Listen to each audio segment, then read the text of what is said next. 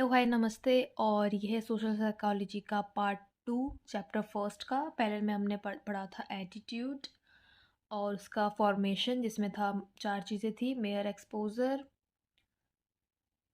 Associated learning, और third और fourth हम इस पार्ट में देखने वाले हैं, जो कि है self perception and functional approach. ठीक है, तो विदाउट एनी फर्दर डू हम स्टार्ट करते हैं हमारा लेक्चर। सो सेल्फ परसेप्शन क्या है? अच्छा, ये स्टार्ट करने से पहले मैं थोड़ा सा रिवीजन करवा देती हूँ प्रीवियस क्लास का कि एटीट्यूड होता क्या है। ठीक है, an attitude is a set of believes that a person holds, right, in a relation to an attitude object, where an attitude object can be or a person, thing, event और issue।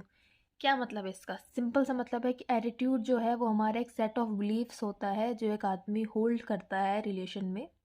अब relation किसी के साथ होता है, person से, thing से, event से, किसी भी इशू से। उसका क्या उसके प्रति सेट ऑफ बिलीव है, पॉजिटिव भी हो सकता है, नेगेटिव भी हो सकता है। Okay, so attitude is a set of belief that a person holds. Okay, so now पढ़ते हैं हम आगे। सेल्फ परसेप्शन क्या होता है? सेल्फ परसेप्शन थ्योरी आई थी 1965 में, और किन्होंने दिया था? बेम ने। ठीक है, so attitudes are formed from observing our own behaviour and attributing them as internal causes, right. Attitude कैसे फॉर्म होते हैं? खुद के जो बिहेवियर है उसको ऑब्जर्व करो, उस एटीट्यूड को, तब वो फॉर्म होते हैं। और इसको बोलते हैं सेल्फ परसेप्शन। हमको हमारे प्रति क्या हमारा जरिया है, ठीक है, हम खुद को कैसे देखते हैं, ठीक है।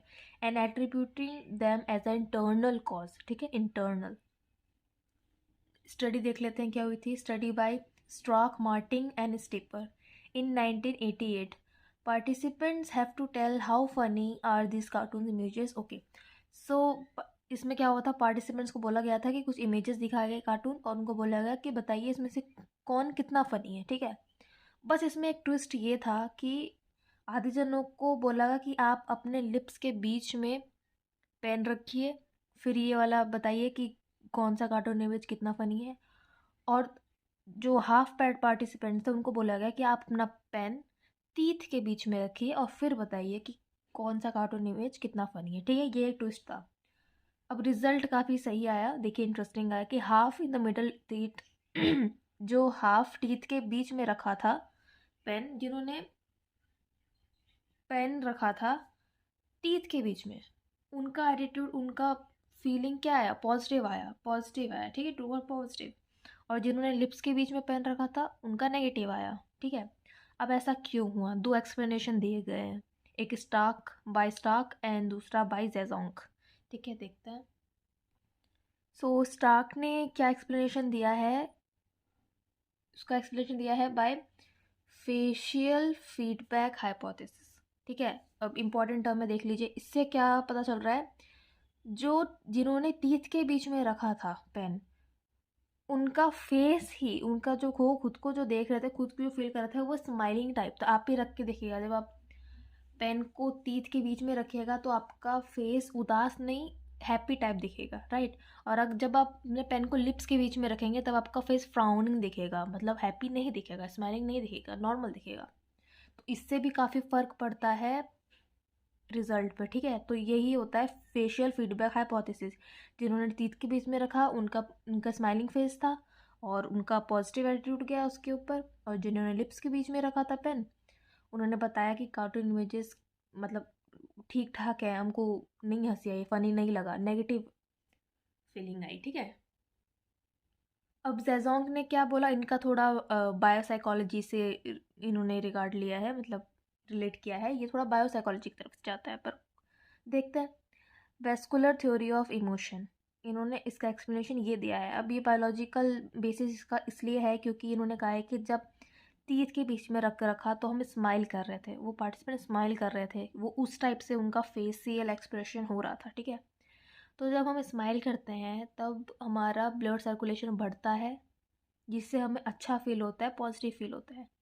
और वैसे वर्सा जब लिप्स के बीच में रखते हैं तो हमारा फ्राउनिंग और नॉर्मल फेस रहता है, जैसे हमेशा रहता है मोस्टली का।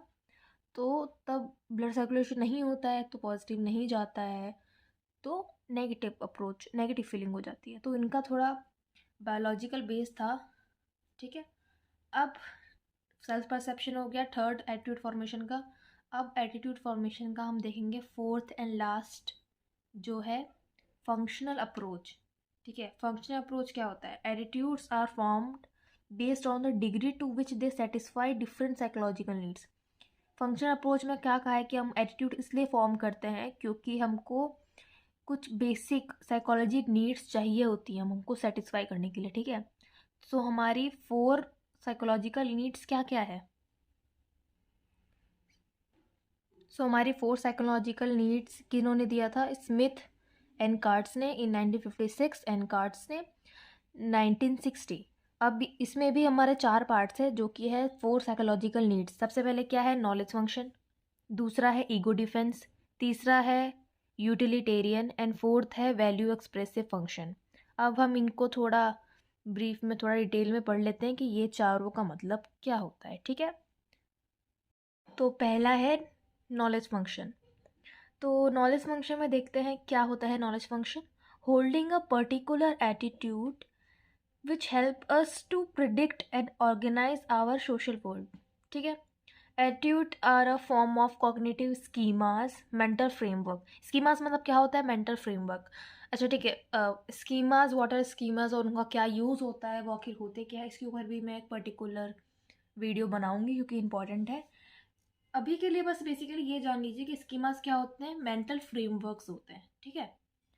Okay, so holding a particular attitude help us to product and organise our social world, and attitude are a form of cognitive schemas help us to prescribe meaning and structure to the world around us। सीधा सीधा मतलब है। अच्छा, ये किसने दिया था? Tunnel atoll. Atoll देखिए, इस एटॉल का मतलब अगर नहीं पता है तो मैं बता दूं। एटॉल का मतलब होता है एन अदर्स। जब बहुत सारे होते हैं तो एटॉल लगाते हैं। मतलब टर्नर और बहुत सारे लोगों ने दिया था इन 1987, ठीक है। अब इस नॉलेज फंक्शन का क्या मतलब है? जब हमारे पास नॉलेज होती है, जब इस पर्टिकुलर ये वाला जो एटीट्यूड अगर हमारे में होता है नॉलेज फंक्शन वाला, तो ये हमको क्या हेल्प करता है? सोशल वर्ल्ड को ऑर्गेनाइज करने में, देखने में, समझने में, इस दुनिया को समझने में और मीनिंग निकालने का, आसपास जो हमारी चीज़ें हैं उसमें वो काम करता है नॉलेज, ठीक है। तो this attitude, holding a particular this type of attitude help us to predict, organize, and prescribe meaning and give structure to the world around us, right? For example, liking your psychology degree cause it provide useful information in dealing with people। आप अपनी psychology degree, knowledge ही gain कर रहे हैं ना, या आप अभी जैसे साइकोलॉजी पढ़ रहे हैं तो आप साइकोलॉजी की डिग्री इसलिए लाइक कर रहे हैं, इसलिए आपको पसंद है क्योंकि ये बहुत यूज़फुल है, इंफॉर्मेशन प्रोवाइड करती है और ये हमें हेल्प करती है, बहुत यूज़फुल है पीपल से डील करने के लिए, है ना। Because psychology is all about to study human behaviour. Okay, अब दूसरा देखते हैं ego defensive function. Ego defensive function क्या होता है? Some attitudes are form because they help people to protect themselves from acknowledging threatening self-truths and it enables them to maintain a positive view of themselves। अब इसका मतलब क्या है? ये जो ईगो डिफेंसिव टाइप के, जो पर्टिकुलर टाइप के जो एटीट्यूड्स होते हैं, वो हमको हेल्प करते हैं किस में? हमको प्रोटेक्ट करने के लिए पीपल से, ठीक है। From acknowledging threatening self truth, जो हमारे खुद के सेल्फ ट्रूथ है उनसे बचने के लिए, खुद को प्रोटेक्ट करने के लिए, ठीक है। Some attitudes are form because of the help people to protect themselves, खुद को प्रोटेक्ट करने के लिए, from acknowledging threatening self truths, ठीक है। And it enables them to maintain a positive view of themselves. जब हम this particular type of attitude रखते हैं तो वो हमें प्रोटेक्ट करता है किसी भी थ्रेटन सिचुएशन से या अदर पीपल से, और वो हमको खुद के बारे में कड़वे सत्य बताता है, अच्छी बातें बताता है और खुद के टूवर्ड्स एक पॉजिटिव पॉजिटिव फीलिंग, एक पॉजिटिव व्यू आता है, a positive view of themselves, ठीक है।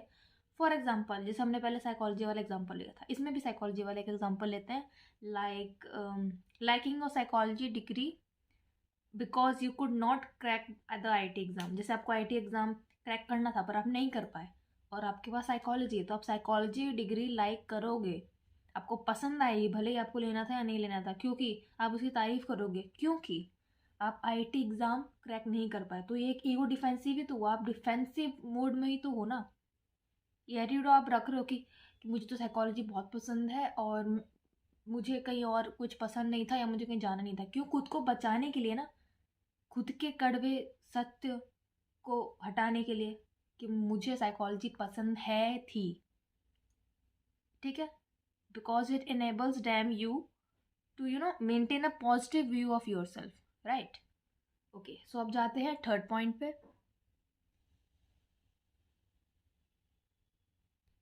थर्ड है हमारा value expressive function.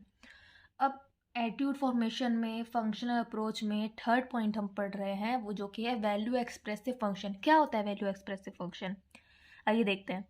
We may develop a attitude that expresses value which are important to us, help to express more general belief and values that we hold. For example, liking your psychology degree cause it illustrates our commitment to helping people. आपको जो पसंद है और आप उसको पसंद कर रहे हो, ठीक है, तो ये क्या हेल्प करेगा? आपकी कमिटमेंट को इलस्ट्रेट करने के लिए, है ना।